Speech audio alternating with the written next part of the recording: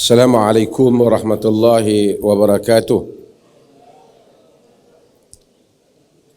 Alhamdulillah, wassalatu wassalamu ala rasulillah wa ba'd. Menghadap kewaduli yang tamat mulia Tuanku Raja Muda Perlis, memohon perkenan untuk menyampaikan bicara ringkas dan kemudian sesi soal jawab. Tuan yang terutama, Duta Malaysia ke Cambodia serta Datin,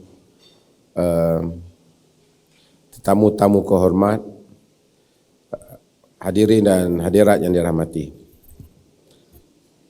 Saya adalah kali pertama datang ke Cambodia.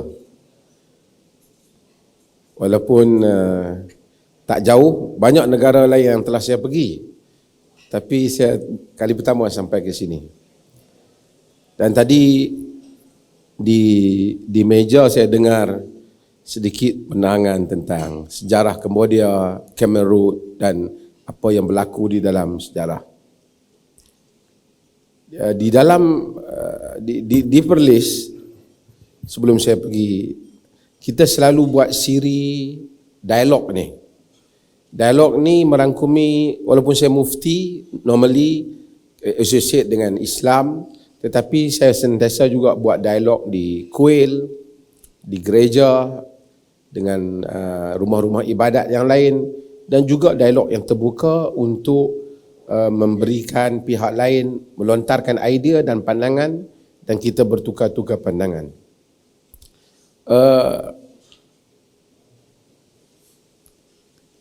Dalam kehidupan ini, agama dia rentas bangsa, ia rentas budaya, kerana agama mesti merangkumi semua. Dan Allah Subhanahu wa taala menyebut dalam Al-Quran, ya ayuhan nas inna khalaqnakum min dzakarin wa unsa wa ja'alnakum syu'uban wa qabaila lita'arufu. Wahai manusia, kami menjadikan kamu lelaki dan wanita berkabilah-kabilah, tribes and clans, to know each other, untuk kamu kenal mengenali antara satu sama lain. So biasanya dialog kita adalah lebih luas. Maka saya nak mesej saya ialah pada yang non-Muslim pun boleh tanya saya ataupun boleh ajak bertukar pandangan. Soalan sensitif pun okey, tak terhad. You don't limit yourself. You can ask whatever you think you should ask. So dan insya-Allah kita akan cuba kongsikan dimensi yang berbagai-bagai. Trust, kelebihan tuan-tuan yang ada di sini ialah kerana melihat budaya yang berbeza. Dan bila lihat budaya berbeza, mungkin mempunyai idea yang berbeza. Dengan itu insya-Allah kita akan sama-sama kongsi sisi pandang saya dan kita boleh untuk berbeza juga. Dan insya-Allah kalau sekiranya kita bersetuju, ia sesuatu yang baik, dan kalau kita tetap tidak bersetuju, itu adalah merupakan nature dalam hidup ni. Manusia mempunyai different opinions dan pendapat yang berbeza-beza. Terima kasih Ustaz Nazim sebagai pengusi, sebagai moderator pada hari ini, dan saya buka terus pada sesi perbincangan. Terima kasih kepada saya bersama. Saya persilakan kepada pertama untuk interaksi pada malam ini. Saya sediakan mikrofon. Bukan saya sediakanlah, Datuk Duta kita sediakan. Ada di depan ni, boleh datang ke sini untuk bertanya dan berinteraksi dengan saya bersama, Datuk. Kena depan sikit tu Di sini datang, better datang. Sila. Kalau tak ada lega, saya boleh balik awal. Ada soalan?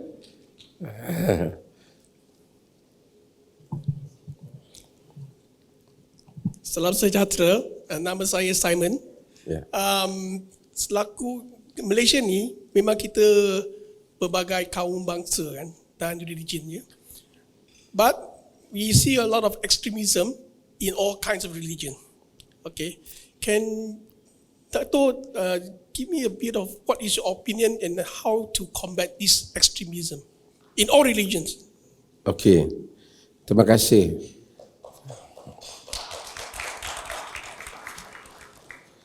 Kita ada basically di Malaysia kita ada dua isu. Satu ialah isu berhubung dengan perkauman, racism. Satu ialah ekstremism yang membabitkan agama. Satu isu kaum, bangsa, satu isu agama. Normally orang Malaysia ni bila sebut Melayu, dia kaitkan dengan Islam. Tapi not necessarily apa yang Melayu buat itu Islam. Tapi biasanya apabila sebut Melayu, dia rasa itu represent Islam. Kalau bila sebut agama lain, kadang-kadang dia sebut bangsa juga. Misalnya dia akan sebut Cina. Tapi seolah-olah bila Cina saja bukan Muslim. Tapi banyak juga Cina yang Muslim. So saya ingin kita jelaslah masalah ni. Pertama, isu bangsa. Agama tidak ada sama sekali. Agama Islam punya perspektif. Religion is from God. Religion is from the creator of human being. Agama adalah diciptakan oleh Tuhan. Dan Tuhan telah menciptakan manusia ini semuanya sama. Sama ada Melayu, Cina, India diciptakan oleh Tuhan. Maka Islam tidak membenarkan sesiapa menghina orang lain kerana agamanya, kerana bangsanya. Kerana bangsa bukan pilihan dia. Saya tidak pilih menjadi Melayu, Tuan tidak pilih untuk menjadi Cina, orang lain tidak pilih untuk menjadi India. Maka dia tidak boleh disalahkan kerana bangsanya. Kerana itu bukan pilihannya. Kita tidak pilih mak ayah kita, dan kalau kita Cina ataupun kita Melayu, kita tak boleh kata tolong lahirkan satu anak India. Ini adalah perkara yang telah ditentukan oleh Tuhan. Maka Islam menentang racism. Kerana itu bukan menyalahkan individu, itu kita menyalahkan Tuhan. Why God create him as a Malay or as a Chinese? We cannot question this because ini adalah daripada Tuhan. Cuma sebab itu dalam Islam datang sebagai agama untuk manusia, bukan agama orang Arab. Siapa yang dengar orang Islam solat, dia akan tahu. Hari-hari orang Islam akan sebut Alhamdulillahi Rabbil Alamin. Segala puji kepada Tuhan, Lord of the worlds. Tuhan kepada dunia sekeluruhannya. Bukan Tuhan Arab, bukan Tuhan Malay, bukan Tuhan mana-mana bangsa. Dan Nabi Muhammad very clear message bahawa menyatakan la fadla li arabiyyin ala a'jami wala a'jami ala arabi. Tidak ada perbezaan antara kelebihan orang Arab superior dan orang bukan Arab, orang bukan Arab superior dan orang Arab. Tidak ada. Yang ada ialah good character ataupun ada ketakutan kepada Tuhan. Dan Quran ayat yang saya baca tadi juga sama. Kami ciptakan kamu lelaki dan wanita, berbangsa-bangsa, berpuak-puak, supaya kamu kenal mengenali. Inna akramakum indallahi atqakum, yang paling baik di kalangan kamu, yang paling mulia di kalangan kamu di sisi Allah, yang paling takwa. Dan isu bangsa. Satu lagi ialah isu agama. Agama berbeza dengan bangsa. Kadang-kadang dia tak ada sensitif dengan dia sama-sama Melayu, dia berbeza kerana isu agama. Dia sama, kalau Arab dia sama Arab. Ada Arab yang Kristian, ada Arab yang Muslim. Dan mungkin orang ingat semua orang Arab tu Muslim. Ada juga Arab yang Kristian. Jadi agama lain. Agama kena dikendalikan di sudut yang lain. Agama juga tidak, agama satu je. Agama melarang kezaliman. Boleh pergi ke dalam semua agama, cari teks agama. Saya bukan nak challenge agama lain. Teks agama yang menyatakan penganut agama itu mesti berbuat baik pada penganut agama lain. Saya rasa saudara akan susah jumpa, melainkan hanya di dalam Quran. Dalam surah Mumtahanah, Dalam Quran Allah bagi tahu la yanhaakumullah 'anil ladzina lam yuqatilukum fid din wa lam yukhrijukum min diyarikum an tabarruhum wa tuqsitu ilaihim. Tuhan tidak melarang kamu berbuat baik. Allah tak melarang kamu berbuat baik kepada orang-orang yang tidak memerangi kamu kerana berbeza agama dengan kamu, mengeluarkan kamu daripada kampung halaman kamu, supaya kamu buat baik dengan mereka dan kamu berikan harta kamu pada mereka. So, extremism is not from Islam. Extremism kadang-kadang berlaku dalam dunia ini di atas banyak sebab. Saya agak kecil hati as a Muslim, many people try to associate extremism dengan Islam. Tapi kalau kita tengok dalam dunia ni, yang kena bully Palestine umpamanya, yang kena bully Muslim, dan banyak tempat lain yang kena bully Muslim. Tapi oleh kerana Barat ada clash civilization, maka dia selalu gambarkan seolah-olah ekstremisme ni datang pada Muslim. Tapi tadi kita bercakap tentang Hitler, yang banyak mati Yahudi bukan di tangan Muslim. Yang banyak mati di tangan masa Bush, peperangan Iraq, bukan Muslim. Ireland punya gerakan bunuh orang white, bukan Muslim. So, extremism itu we need to define apa itu extremism. If saya sayang agama saya, I want to be a very good Muslim, does that mean I'm extremist? Kalau saya mau pakai pakaian Muslim, adakah saya ekstremis? Apa itu ekstremis? Tapi kalau saya rasa orang lain, we cannot live together because of our differences, itu ekstremis.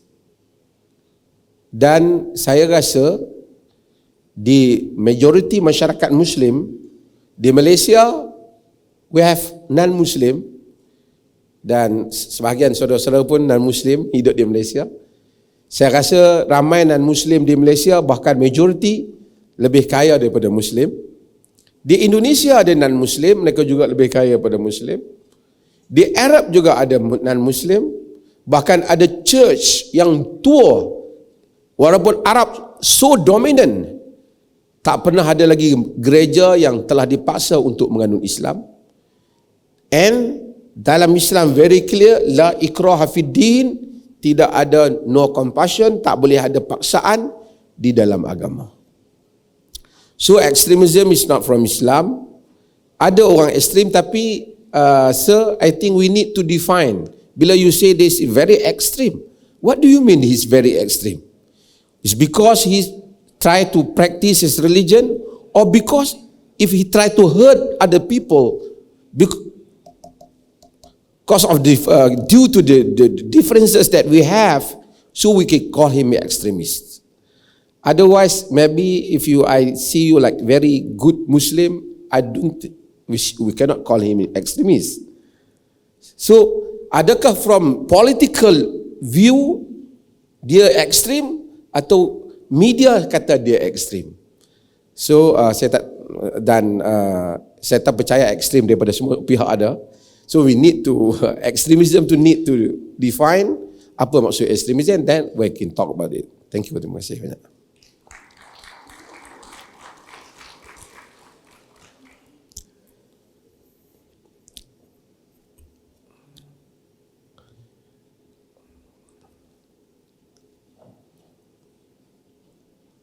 Okay, silakan.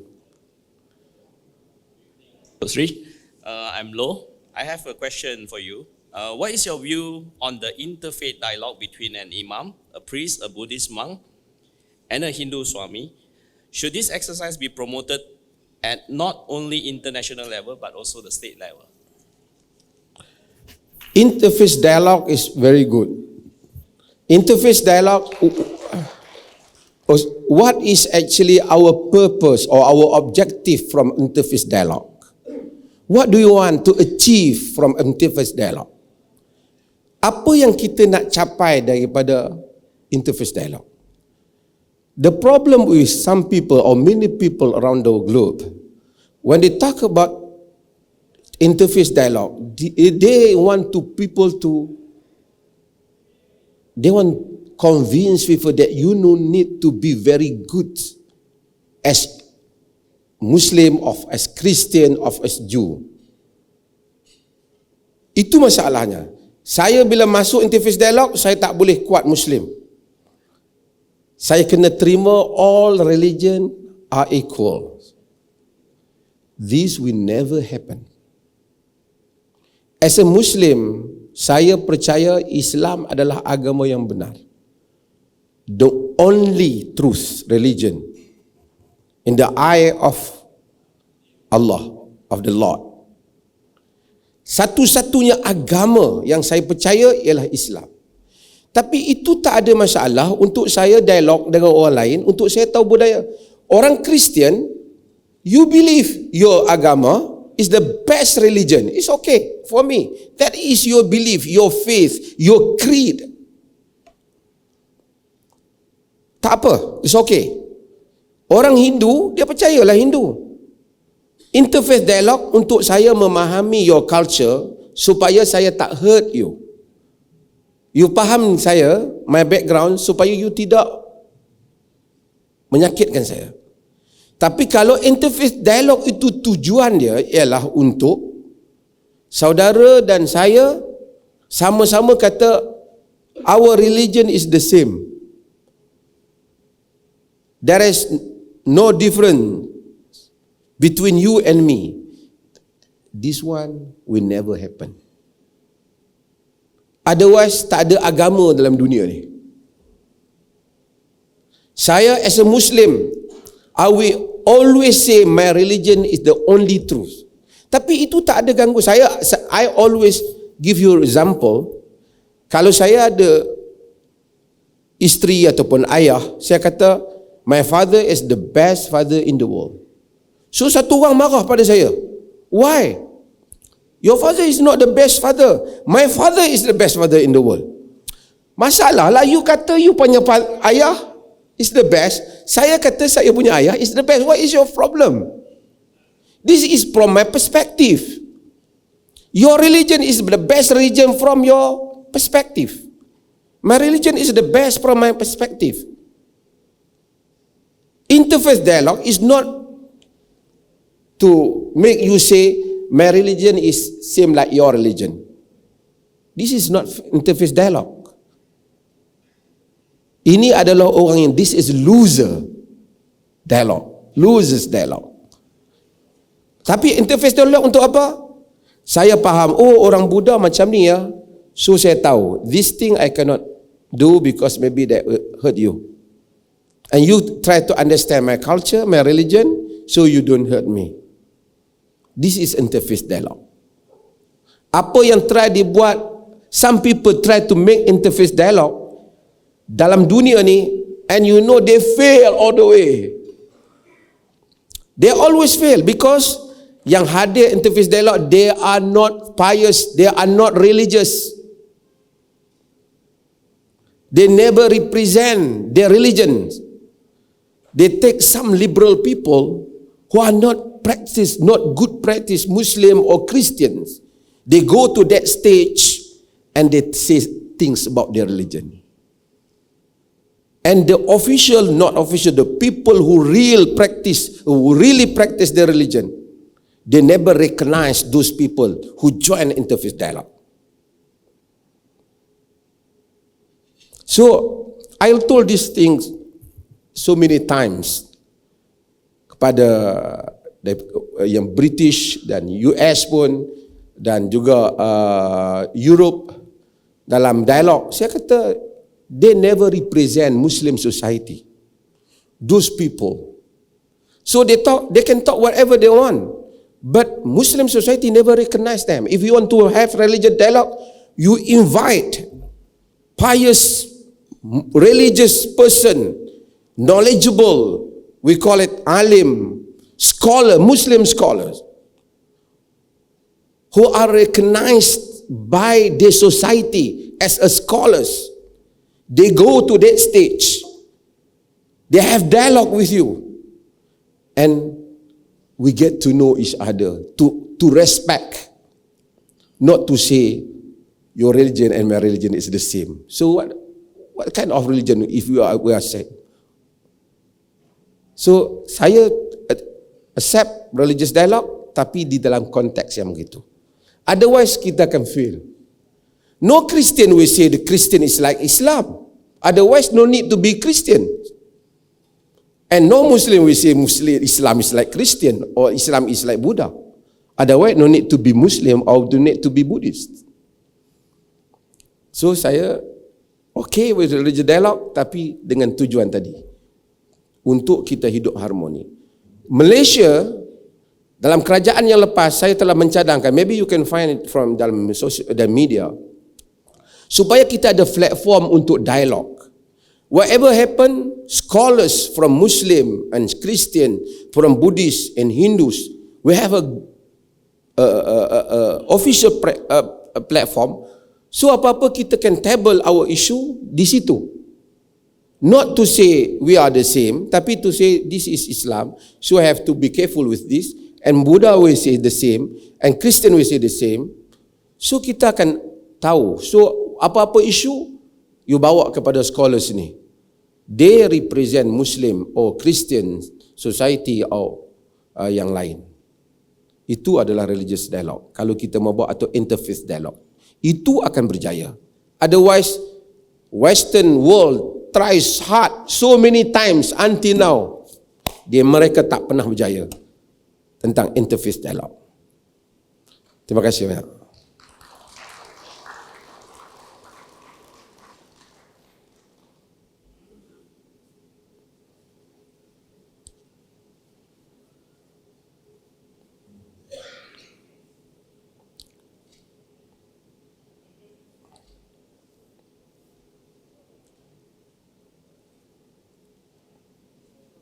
Nama saya in the current geopolitical punya situation, how as individuals we can be a better Muslim, the way we interact. You know, you mentioned earlier about the bullying and all these things. So how as a in current geopolitical situation, how to be a good Muslim, how to be even a better Muslim, and to interact with others better.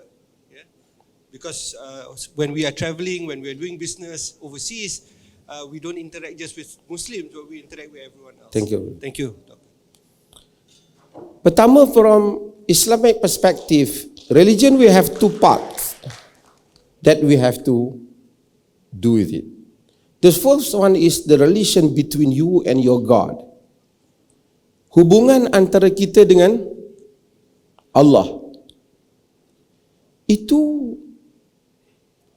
normally you tidak ada masalah apa. Islam is not because you ask question about Muslim. Okay. Sebab Muslim untuk beribadat kepada Allah, to worship Allah, you no need to tell people that I want to do this and ibadat and prayer.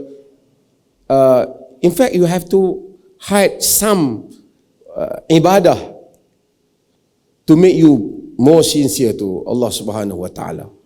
Itu agama. So hubungan dengan Allah, bahagian ini okey. Tak ada apa. You can be good religion, a good Muslim di dalam hubungan antara kita dan Tuhan. Hubungan ibadah. Kita panggil dalam hal ni ibadah mahdhah di dalam istilahnya. Pure worship acts. Ibadat semata-mata. Salat, puasa. Siapa nak kacau kita? Istighfar. Kita astaghfirullah, subhanallah. All the time you say astaghfirullah. All the time you say subhanallah. Siapa nak kacau kita? Cuma maybe bahagian yang kedua, iaitu bahagian hubungan kita dengan orang lain. Dan hubungan ini perlu untuk follow the teaching of Allah Subhanahu wa taala. Ini kadang-kadang agak sukar apabila orang lain challenge kita ataupun ganggu kita. Bahagian ini saja yang kita nak kena, Arab kata takayuf, how to do it dalam keadaan environment yang berbeza-beza. So Islam ada flexibility sometimes kalau kita ada to see your context. Sekarang duduk di Cambodia tak mungkin tak seperti Malaysia, tapi you still need to be a good Muslim. Your relation between you and your God, but between you and people, ada hubungan antara between Muslim and Muslim, the other Muslim, and Muslim and non-Muslim. So ada set hukum-hukum ni. Macam mana nak jadi baik? Keseluruhannya agama melarang kita zalim orang lain. Siapa saja you tak boleh zalim. Muslim, non-Muslim alike, you don't wrong people. Jangan zalim manusia. Bahagian yang kita, politics, berapa perkara yang kita nak amal dengan politics. Palestine for example, this is different. Itu cerita orang masuk menjajah dia. Dalam Islam ada bab dia, how to fight back when people intrude or come to your country. Itu cerita lain. Tapi dalam keadaan biasa kita di Malaysia, macam mana you nak jadi satu orang Muslim yang baik? And Islam asks you to be good example, to make those non-Muslim believe your religion is the truth religion. Saya bagi tahu terus terang kepada mereka, because this is our duty. Kita bukan nak hidup di dunia saja, tapi kita mesti menjadi orang yang propagate, membawa agenda agama, to tell people we need to bring this religion, to convey the message of Allah Subhanahu wa taala to them, that this revelation they need to know it, because they will stand before God in hereafter, and they will be asked about all this teaching of Allah Subhanahu wa taala, and we are responsible to convey the message of Islam to them. At least dia orang tahu ini yang Tuhan kata. Either they want to accept or they don't want to accept, they are free about that.